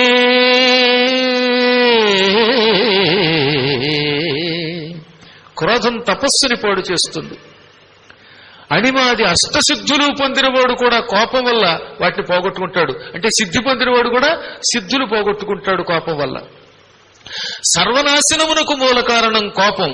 కాబట్టే తపస్సు చేసేవాడు కోపం పొందకూడదు. జ్ఞాని ఎప్పుడు క్రోధాన్ని పొందడు. అనవసరంగా కోపం తెచ్చుకోడు. నువ్వు కోపగించావు, ఆ శాపాన్ని వెనక్కి తిప్పుకో అన్నట్ట. నేను తిప్పుకోలేనన్నా, శాపం ఇవ్వగలను కానీ వెనక్కి తీసుకోలేను. నేను వస్తువుని పాడు చేయగలను, బాగు చేయలేను అన్నాడు. ఈ పీటకి కోళ్లు పీకగలను కానీ కోళ్లు అతికించలేను, వాళ్ళి మేకులు కొట్టి అన్నట్ట. ఎందుకు పాడు చేయడం మరి చెప్పండి. ఆ మధ్యన వాడు ఎవడో పిలిచారు ఎలక్ట్రీషియన్ని. వాడికి ఏం తెలియదు, వైర్లన్నీ పీకి పక్కన పెట్టాడు. ఆ తర్వాత ఏ వైర్ ఎలా పెట్టాలండి అంటాడు నన్ను. అలాంటి వాడు ఎందుకు పీకడం? ఎవడు పడితే వాడు అలా పిచ్చి పని చేయటం. అలాగేమిటంటే పాడు చేయడం తెలియక రంగు పాడు చేయడం, రంగు వేయాలంటే కష్టం. అనవసరంగా శాపం ఇచ్చి శాపం తిప్పుకోలేకపోతాం అని బాధపడి అప్పుడు శమీకుడు తానే శిష్యుల్ని ఇచ్చి పరీక్షిత్తు దగ్గరికి కబురు పెట్టాడు. నాయన, మా అబ్బాయి నన్ను శపించాడు కాబట్టి 7వ రోజు సూర్యాస్తమయం తర్వాత నువ్వు చచ్చిపోతావు. నువ్వు మరణం పొందకుండా నిన్ను నువ్వు రక్షించుకోవటానికి ప్రయత్నం చెయ్యి. మంత్రశక్తితో, గురువుల కటాక్షంతో బ్రతకడానికి నీ ప్రయత్నం చెయ్యి. లేదా పోయే కాలం ఎలాగో వస్తే మంచి పనులు చేసి ముక్తికి వెళ్ళు అన్నట్టు. అప్పుడు ఆయన చాలా బాధపడి ఎలాగూ చావు తప్పదు, సత్యలోకి ముక్తి పొందుదాం అనుకుని గంగా తీరానికి వెళ్ళాడు. అక్కడ భాగవతం విన్నాడు. విన్న తర్వాత కూడా ఆయనకి బతికితే బాగుండి ఇంకా మంచి పనులు చేయొచ్చు కదా అనిపించింది. అందుకని గంగలో ఒక ఒంటి స్తంభం మేడ కట్టుకున్నాడని భారతమే చెప్పింది. ఆ మేడలో కూర్చున్నాడు. మేడ చుట్టూతో పాము మంత్రాలు వేయించుకున్నాడు. ఆ పాము మంత్రాలలో మేడలోకి ఒక్క పాము కూడా రాలేదు. పాము లోపలికి వస్తే కదా చంపేది. ఈ లోపు 7వ రోజు సూర్యాస్తమయం లోపు పరీక్షిత్తును చంపడానికి తక్షకుడనే పాము బయలుదేరాడు. వాడు హుటాహుటిన ఓ గోచిగుడ్డ పెట్టుకున్నటువంటి మనిషి రూపంలో వస్తున్నట్ట. దారిలో కశ్యపుడు అని పేరు కలిగిన ఓ బ్రాహ్మడు కనబడ్డాడు. ఆ కశ్యపుడు చూసి తక్షకుడు అన్నాడు, ఏ ఊరు ఎడుతున్నారు స్వామి, ఎక్కడికి వెడుతున్నారు మీరు అన్నట్ట. ఇవాళ సూర్యాస్తమయానికి తక్షకుడనేటటువంటి సర్పం పరీక్షిత్తుని కాటు వేస్తాడు. అప్పుడు పరీక్షిత్తు బూడిదైపోతాడు. నా పాము మంత్రంతో, నా మూలికలతో ఆయన బతికిస్తాను. అప్పుడు ఆయన మెచ్చుకుని నాకు బంగారం ఇస్తాడు అనగానే ఆ ఎదురుగుండా ఉన్నవాడు పక్కపక్కనవి, బాబు కశ్యప్ గారు తమరండి తక్షకుడిని ఏమనుకుంటున్నారు అన్నట్ట. ఆయన చిరునవ్వునవి, తక్షకుడిని ఏమనుకోవడం అంటే తక్షకుడు పాము అనుకుంటున్నాను అన్నట్ట. పాము అంటే నా ఉద్దేశం అక్కడ ఇక్కడ తిరిగి బురదపాము అనుకుంటున్నారా అన్నట్ట. బురదపాము కాదు, వాడికి ఏకంగా 100 కంటే ఎక్కువ పడగలు ఉన్నాయిలే, చాలా గట్టాడు వాడు అన్నట్ట. ఇప్పుడు అసలు విషయం చెబుతున్నాను విను. తక్షకుడు కాటు వేస్తే ఆ విషాగ్ని నుంచి రక్షించటం శివుడి లాంటి వాళ్ళ వల్ల తప్ప ఎవడ వెళ్తే వాడి వల్ల కాదు. తక్షకుడు కాటేసిన తర్వాత నువ్వెక్కడ కాపాడతావు? అనవసరంగా పిచ్చి పని చేయక ఇంటికి పో అన్నట్ట. లేదంటే నేను గట్టాడిని అన్నాడు ఈయన. వెంటనే ఆ తక్షకుడు నేనే అని ఎదురుగుండా ఉన్నటువంటి ఆ పొట్టాడు కాస్త అమాంతంగా భయంకర సర్పారూపం ధరించాడు.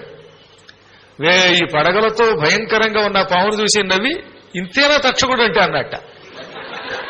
తుస్సుని గాలి తీసేసి దాంతో వాడికి మతిపోయింది. ఏదో ఇంత రూపం చూపిస్తే వాడు అడిగి పారిపోతాడు అనుకుంటే వాడు నువ్వేనా తక్షకుడు అంటే, నేను ఇంకా ఏదో పెద్ద శరీరం ఉంటుందనుకున్నాను అన్నట్ట. ఏమయ్యో, నన్నంత తేలిగ్గా తీయకు. నా గొప్పతనం ఏమిటో నేను చూపిస్తాను, నీ గొప్పతనం నువ్వు చూపించు. ఇక్కడ పెద్ద చెట్టు ఉంది, ఈ చెట్టుని నేను కాటేస్తాను, అది కాలి బూడిదైపోతుంది. దాన్ని మళ్ళీ బతికించగలిగితే నువ్వు పరీక్షిత్తులు బతికిస్తావని నాకు నమ్మకం వస్తుంది అన్నట్ట. అలాగే అన్నాడు ఈ కశ్యపుడు. వెంటనే ఈ తక్షకుడు బుస్సుమని కాటేశాడు ఆ చెట్టుని. ఆ చెట్టు చూస్తూ ఉండగా కాలి పిడికెడు బూడిదైపోయింది. ఆ చెట్టు మీద ఆకులు కోసుకోవడానికి ఒక ఆయన ఎక్కెట్ట, నాలంటాడు ఎవడో, వాడు బూడిదైపోయాడు. ఇంతేనా అని నవ్వి ఆ కశ్యపుడు ఆ బూడిదను పోగేసి కమండలంలో నీళ్లు తీసుకుని లోపల మంత్రం చదివి ఆ కమండల జలం బూడి మీద చల్లగానే ఆ బూడిద యథాతథంగా చెట్టు అయిపోయింది. ఆకులు వచ్చాయి. సరిగదా ఆ చెట్టు మీద కూర్చుని బూడిదైపోయారు. బ్రాహ్మడు కూడా బతికాడు. ఇప్పుడు తక్షకుడు అని పడగలు వాల్చేశాడు. ఎండాకాలంలో తామర పువ్వులు ఎండలో బారేస్తే ఎలా కమిలిపోతాయో అలా కమిలిపోయాయి ఆయన పడగలు. ఒక్క దెబ్బకి మతిపోయింది వాడికి. ఓరి నాయనోయ్, నువ్వేదో సామాన్య బ్రాహ్మడు అనుకున్నాను, నువ్వు సామాన్యుడు కాదు నాయన. నేను కాటు వేసిన వెంటనే పరీక్షిత్తును నువ్వు మళ్లీ బతికించగలవని అర్థమైపోయింది. కానీ అది ధర్మం కాదు, మహానుభావుడైన శృంగిచ్చిన శాపాన్ని నిలబెట్టాలి, హరిహరాదులు అడ్డమైనా చచ్చిపోవాలని శాపం పెట్టాడు ఆయన. అటువంటి శృంగి మాటని వమ్ము చేస్తావా? నా పరువు తీసేస్తావా? తక్షకుడు అంటే చాలా గొప్పవాడని అందరూ మెచ్చుకుంటారు నన్ను. ఇప్పుడు అప్పటి నుంచి అందరూ నన్ను చూచి తక్షకుడా, వాడు మొహం, వాడు బురదపోవం అంటారు. నా పరువు పోతుంది. నా కోసమైనా సరే నువ్వు వెనక్కి వెళ్ళిపో అంటే, మరి నాకు డబ్బు పరీక్షిత్ గారిని బతికిస్తే డబ్బు ఇస్తారు కదా అన్నట్టు ఆయన. ఆ డబ్బు నేను ఇస్తాను. పాతాళ లోకంలో మంచి మంచి మణులు, రత్నాలు, బంగారం ఉన్నాయి, ఇవి పట్టుకెడితే హస్తినాపురం లాంటి రాజ్యాలు కొనుక్కోవచ్చు అని బోలెడని రత్నాలు, మణులు, బంగారం బస్తాల కొద్ది పెట్టేట అక్కడ. అందులో ఒక్క మణి ఉంటే చాలు మొత్తం నాగోలంతా కొనేయచ్చు. మంచి బ్రహ్మాండమైన పీఠం కట్టేయచ్చు, శుభ్రంగా అక్కడ భోజనాలు పెట్టచ్చు. దెబ్బకిడి మతిపోయి ఆ బస్తాలు మోసుకుంటూ ఇంటికి వెళ్ళిపోతాను అని పరీక్షిత్ వదిలి ఇంటికి వెళ్ళిపోయాడు. ఆ తర్వాత ఈ దుర్మార్గుడు అక్కడికి వెళ్ళాడు. ఓ నిమ్మకాయ ద్వారా లోపలికి ప్రవేశించి తక్షకుడు పరీక్షిత్తును కాటేగానే పరీక్షిత్తు మరణించాడు. అక్కడ ఆయన అలా మరణించగానే, మీకు ఆ కథ తెలుసుగా, తక్షకుడు పరీక్షిత్తును కాటేయడానికి భవనంలోకి వెడుతుంటే ఏదో శక్తి వచ్చి వెనక్కి గెంటేసిందిట. ఆ మంత్రబలం వల్ల లోపలికి వెళ్ళకపోయాడు. అప్పుడు ఏం చేశాడు వాడు, తన పావుల్ని పిలిచి, పావులారా మీరు బ్రాహ్మణ వేషం ధరించండి, నేను పండులో, నిమ్మ పండులో దూరుతాను సూక్ష్మ రూపంతో, పండులో ఉన్నప్పుడు మీరు నన్ను లోపల ప్రవేశపెట్టగలరు, అప్పుడు లోపల కడతానన్నట్ట. అప్పుడు ఈ పావులన్నీ బ్రాహ్మణ రూపం ధరించాయి. ఓ నిమ్మ పండు తెచ్చాయి. ఆ పండులోకి సూక్ష్మ రూపంతో తక్షకుడు ప్రవేశించాడు. అప్పుడు ఆ పావులు కాపల వాళ్ళని పిలిచి, మేము బ్రాహ్మణులు వచ్చాం, లోపలికి వెళ్ళలేరు వీళ్ళు, అందుకని ఈ నిమ్మ పండుని రాజుగారికి ఇచ్చి ఆ రసం ఆయనకి ఇస్తే ఆయనకి ఏ విధమైన గండం ఉండదనగా వాళ్ళు ఇచ్చిన ప్రసాదం కదా అని ఆ నిమ్మకాయ లోపలికి తీసుకెళ్లారు. అలా నిమ్మకాయ రూపంలో ఉండడం లోపలికి వెళ్ళగలిగాక, లేక వెళ్ళలేడు. ఆ నిమ్మకాయ లోపలికి వెళ్ళింది. ఆయన పాపం బ్రాహ్మలు ఇచ్చారు కదా తీర్థం తాగుదామని కోశాడు. కొయ్యగానే అందులో ఉన్న పురుగు రూపంలో ఉన్నది వాడు తక్షకుడు రివ్వును పైకి లేచి అమాంతంగా కాటేశాడు.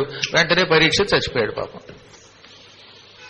అలా పరీక్షిత్ చావగానే ఈ కశ్యపుడన్నవాడికి ఒళ్ళంతా కుష్ఠరోగం వచ్చేసింది, శరీరం అంతా మచ్చలు వచ్చేసాయి, భయంకర రోగం వచ్చింది. మతిపోయింది ఆయనకి, ఇదేంటి ఇలా అయిపోయాను అనుకున్నట్ట. ఆయన శరీరం నుంచి దుర్వాసన వచ్చేసింది. తట్టుకోలేక, తన శరీరాన్ని తానే తట్టుకోలేక పక్కనున్న తన ఆశ్రమంలో ఉన్న మహర్షుల దగ్గరికి వెళ్ళాడు. ఈ కశ్యపుడు తపస్సు చేస్తున్న ఆశ్రమానికి చుట్టుపక్కల చాలా మంది ఋషులు ఉన్నారు. వారంతా ఈయన చూచి, చిచ్చి మా దగ్గరకు రాకు, నీ శరీరపు వాసన తట్టుకోలేకపోతున్నాం అన్నారట. అందుకే నేను మీ దగ్గరకు వచ్చానండి, నా దగ్గర ఎంత అద్భుతమైన సర్పమంత్రం అన్నది, భయంకర విషసర్పాల నుంచి ఎన్నోసార్లు మిమ్మల్ని రక్షించాను, కానీ నా కర్మ, నా శరీరం ఎలా అయిపోయింది, ఇది ఎందుకు వచ్చిందో తెలియదు, ఇందులోంచి ఎలా విముక్తి పొందాలో తెలియక మిమ్మల్ని శరణు కోరుతున్నాను, మీరు నన్ను రక్షించండి అంటే మేమెవరూ రక్షించమన్నారట వాళ్ళు. కారణం, నీ శరీరం పాడైపోయింది. ఈ శరీరం ఎందుకు పాడైందో నీకు తెలుసు, మాకు తెలుసు అనగా నాకు తెలియదు అన్నట్టేన. తెలీదా? అయితే చెబుతున్నా విను. మహానుభావుడు పరీక్షిత్తు ధర్మాత్ముడు, ఆయన్ని పాము మంత్రం వేసి రక్షించడానికి వెళ్ళావు. దారిలో ఆ తక్షకుడిచ్చిన డబ్బు కక్కుర్తిపడి నీ మంత్రబలాన్ని ప్రయోగించక డబ్బు కోసం వెనక్కి వచ్చేసావు. ధనం కోసం మంత్రశాస్త్రాన్ని దుర్వినియోగం చేశావు. గొప్ప శాస్త్రం ఉండి కూడా ఆ శాస్త్రం ఇతరులకు వినియోగపడకపోతే అటువంటి వాడు సర్వనాశనం అయిపోతాడు. బాగా చదువుకున్నాడు కానీ ఎవడికి పాఠం చెప్పడు, లోపల దాచుకుంటాడు. అలాంటి వాడు వచ్చే జన్మలోట మోగవాడై పుడతాట, లేదా పిల్లై పుడతాట. చాలా పాపం అండి. వచ్చిన విద్యను ఇతరులకు పంచిపెట్టాలి. ధనం ఉంటే అంతో ఎంతో దానం చెయ్యాలి, అలాగే విద్య ఉంటే ఇతరులకు పంచిపెట్టాలి. అందుకే కదా ఎప్పుడు తింటున్నామో, ఎక్కడికి తిరుగుతున్నామో తెలియకుండా 300 రోజులు తిరిగి మీకోసం పురాణాలు చెబుతున్నది. ఉన్నది చెప్పాలి, చెప్పకుండా దాచుకోకూడదు.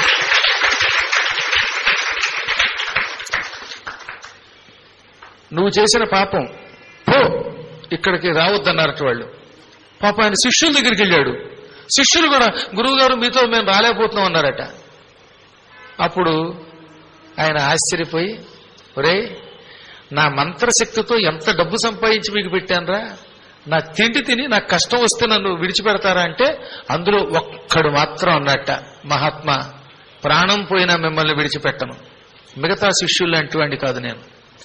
దుర్వాసన వచ్చినా మీ శరీరం, మీకు కుష్ఠరోగం వచ్చినా, కరోనా రోగం వచ్చినా మీరే నా గురువు, మిమ్మల్ని విడిచిపెట్టను అని పాపం ఒక్క శిష్యుడు చెట్ట. చూసారా, అలాంటి వాళ్ళు ఒకళ్ళు ఉంటారు.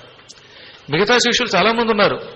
ఈయన లక్షలు తెచ్చినప్పుడు తిన్నారు, కానీ ఒక్కడు ఈయనకి కష్టం వస్తే రాలేదు.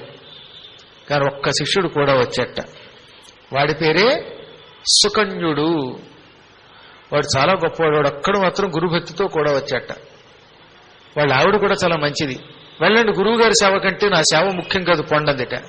అప్పుడు ఆ శిష్యుడిని వెంట పెట్టుకుని పాపమైన ఈ ఆశ్రమం విడిచిపెట్టి తీర్థయాత్రలు చేశాడు. ఎక్కడ చూసినా అందరూ అసహ్యించుకుంటున్నారట ఆయన్ని.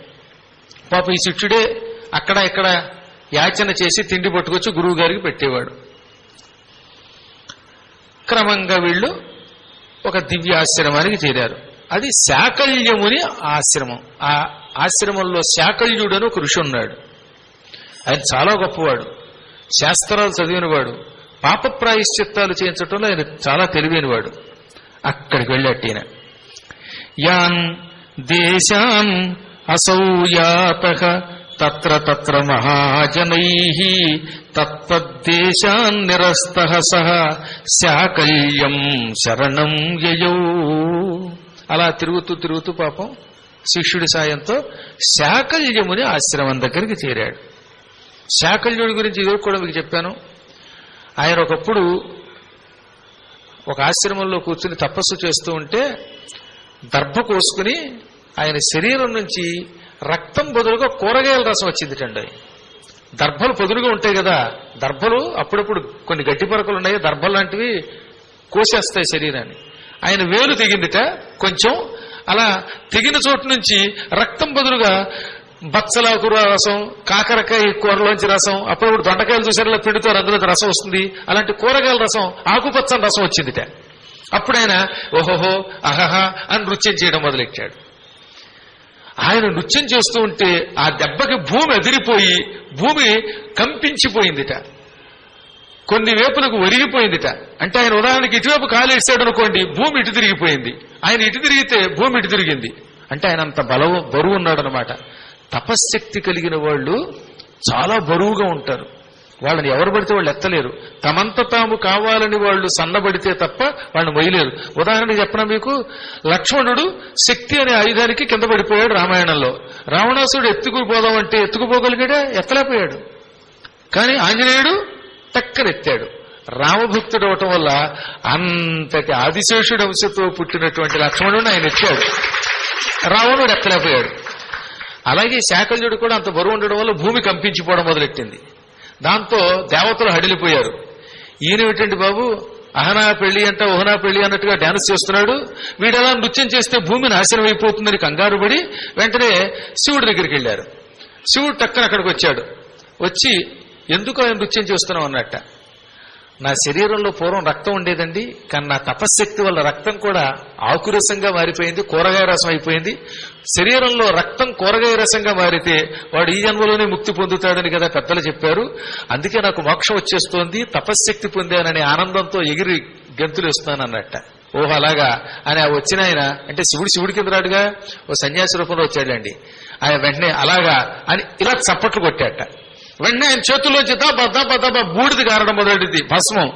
ఆ భస్మంతో ఈయన ఆశ్రమం మునిగిపోయింది, ఈయన మునిగిపోయాడు. అయినా బూడిద వస్తూనే ఉంది. దాంతో మొత్తం భూమి మునిగిపోయే స్థితి వచ్చిందిట. దాంతో ఈయన కంగారు పడి బాబు ఆ బూడిద ఆపండి అన్నట్ట. ఒరే, శరీరంలోంచి ఇంత కూరగాయ రసం వస్తేనే నేనంత గొప్పవాడిని అనుకుంటే మొత్తం లోకాలను ముంచెత్తే భస్మాన్ని సృష్టించి ఆ పరమాత్ముడు ఎంత గొప్పవాడురా అన్నట్ట. అప్పుడు ఈయనకు అర్థమైపోయింది, ఆ పరమాత్మ ఎవరో రోజు నువ్వే స్వామిపోయి నువ్వే శివుడు అని కాళ్ళు పట్టుకుని అహంకరించాను, తాత్కాలికంగా క్షమించండి అన్నట్ట. అప్పుడు ఆయన నవ్వి, పర్వాలేదులే, నువ్వు మహానుభావుడివి, నీ ఆశ్రమంలో నేను విభూతి కురిపించాను, అందువల్ల ఈ ఆశ్రమం ఈ రోజు నుంచి శాకల్యముని కాదు శాకల్య విభూతి ఆశ్రమం అని పేరు పొందుతుంది. నీ దగ్గరకి ఎటువంటి పాపాత్ముడు వచ్చినా వాడికి ప్రాయశ్చిత్తం చెప్పగలిగే శక్తి నీకు ఇస్తున్నాను అన్నట్ట. అందుకనే ఆయన ఎటువంటి వాడికైనా పాప ప్రాయశ్చిత్తాన్ని చెప్పగలడు, పాపం నుంచి విముక్తుడు చేయగలడు. ఆయన దగ్గరకు వచ్చాడనమాట. ఇప్పుడు ఈ కశ్యపుడు వచ్చి కాళ్ళ మీద పడిపోయాడు. నా పాపం మీకు తెలిసే ఉంటుంది, అయినా చెబుతున్నాను వినండి అని జరిగింది చెప్పి తక్షకుడిచ్చిన డబ్బుకి లొంగి పరీక్షిత్తును రక్షించకపోవటం వల్ల నాకు ఈ రోగం వచ్చింది, నాకు పాప ప్రాయశ్చిత్తం విధించండి అనగా అప్పుడు ఆయన ఏం చేశాడో తెలుసుకోవాలి కదా. రేపటి రోజు కార్యక్రమంలో మళ్లీ ముచ్చటించుకుంటాం. స్వస్తి ప్రజాభ్య పరిపాలయంతాం న్యాయ్యేన మార్గేణ మహీం మహీషాః గోబ్రాహ్మణేభ్యः శుభమస్తు నిత్యం. లోకాః సమస్తాః సుఖినో భవంతు.